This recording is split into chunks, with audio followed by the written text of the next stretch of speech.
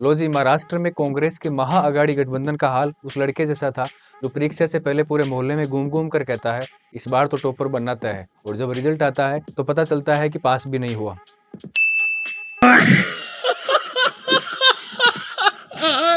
ठीक उसी तरह महाअघाड़ी ने जनता को बड़े बड़े वादे किए, लेकिन नतीजा आया जैसे किसी म्यूजिक बैंड के पास सारे इंस्ट्रूमेंट तो हो पर सुर एक भी न हो।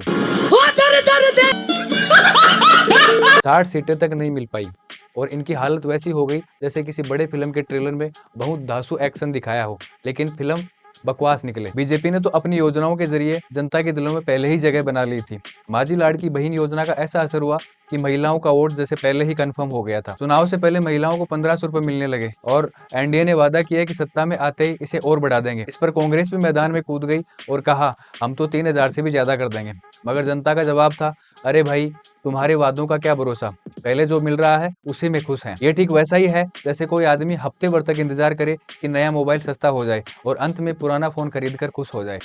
शिवसेना के वोटर जो हमेशा से हिंदुत्व की वजह से पार्टी के साथ थे, इस बार उद्धव ठाकरे के कांग्रेस से हाथ मिलाने पर बुरी तरह नाराज थे। भाई बाला साहेब ने सारी जिंदगी हिंदुत्व की बात की और अब ये लोग उन्हीं कांग्रेसियों के साथ बैठे हैं जो राम मंदिर और हिंदुत्व पर खुलकर बात तक नहीं करते। वोटर सोचने लगा ये वही पार्टी है जिसने लव जिहाद के खिलाफ कभी आवाज नहीं उठाई, राम मंदिर के प्राण प्रतिष्ठा पर नहीं गए, और अब शिवसेना उन्हीं के साथ हाथ मिला रही है। शिवसेना का एक कदम उनके पुराने मतदाताओं को पसंद नहीं आया और इसका सीधा फायदा बीजेपी को मिल गया। बीजेपी का कटेंगे तो बटेंगे वाला नारा इस बार हिंदू वोटर्स के बीच हिट हो गया। इन्होंने जातियों की दीवारों को तोड़ते हुए हिंदुत्व की एकता की बात की और जनता ने इसे हाथों हाथ लिया। बीजेपी ने तो कह दिया कि जाति पाति छोड़ो, हिंदू पहचान के लिए वोट दो, और जनता ने वैसा ही किया। वहीं कांग्रेस वालों को समझ नहीं आया कि इनके पास कौन सा नारा होना चाहिए।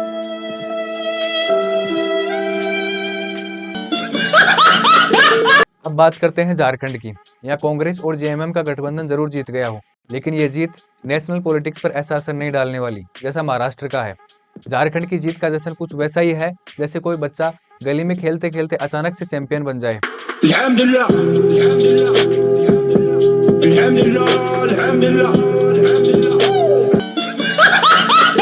भाई छोटा स्टेट है, जीत गए ठीक है, पर इसका कोई बड़ा असर नहीं होगा। ये तो पॉलिटिकल एनालिस्ट भी कह रहे हैं कि कांग्रेसियों को देखकर ऐसा लग रहा है कि भले ही झारखंड की जीत बड़ी न हो, लेकिन उनका सेलिब्रेशन किसी वर्ल्ड कप जीतने जैसा है। अच्छा बात नहीं है।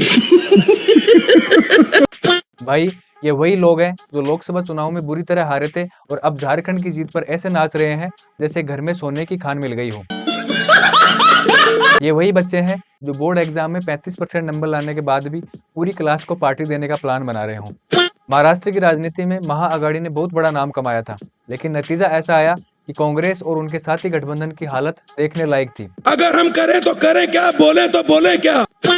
चुनावी मैदान में इनके नाम बड़े थे मगर दाव छोटे निकले। कांग्रेस का दावा था कि वे सत्ता में वापसी करेंगे, लेकिन हकीकत में हालत ऐसी हो गई जैसे कोई किसान बारिश का इंतजार कर रहा हो और आंधी तूफान आ जाए। भाई साहब कांग्रेस को देखकर तो लगता है कि ये लोग हार को जीत में बदलने की स्किल में माहिर हो रहे हैं। 3 चुनाव हारने के बाद भी उनके जोश में कोई कमी नहीं आई। भाई ऐसी हिम्मत देखकर तो सलाम करना बनता है। क्यों राहुल बाबा, सही कहा ना? मजा आया। तो दोस्तों, महाराष्ट्र और झारखंड के इन चुनावी नतीजों ने साफ कर दिया है कि राजनीति में काम बोलता है और जनता सब देखती है। अब सवाल आपसे है, आपको क्या लगता है, क्या कांग्रेस अपने पुराने दिन वापस ला पाएगी? क्या बीजेपी की रणनीति बाकी राज्यों में भी यही कमाल दिखाएगी? अपनी राय नीचे कमेंट सेक्शन में जरूर बताएं। मिलते हैं नेक्स्ट वीडियो में, तब तक के लिए जय हिंद जय भारत।